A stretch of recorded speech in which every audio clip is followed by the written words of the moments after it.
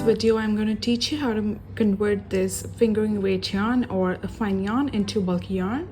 For that, we're going to lay our yarn flat on the surface and we're going to make an S here.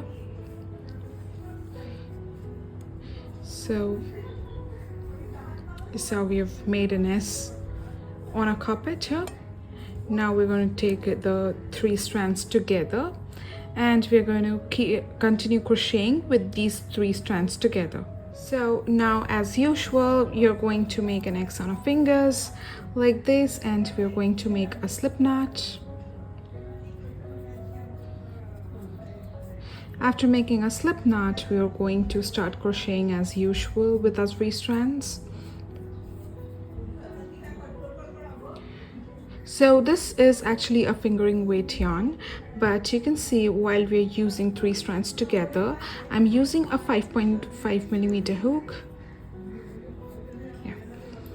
Once we reach here at the end of our 3 strands, we'll have this loop and this strand. We're going to take this strand and pull it through the loop like that. And you'll see that again we'll have 3 strands of yarn and we're going to keep crocheting. So this is how, when you reach the end of your 3 strands, you're going to pull the strand through your loop and create more 3 strands.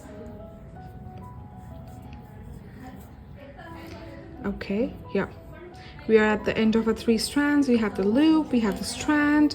We'll take the strand and pull it through the loop and make 3 more strands this way. And we'll keep crocheting. So this is how you can add bulk to your yarn when it's fingering weight or when it's fine and you need a thicker yarn.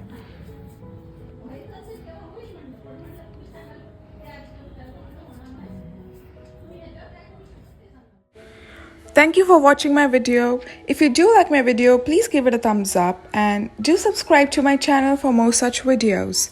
Happy crocheting!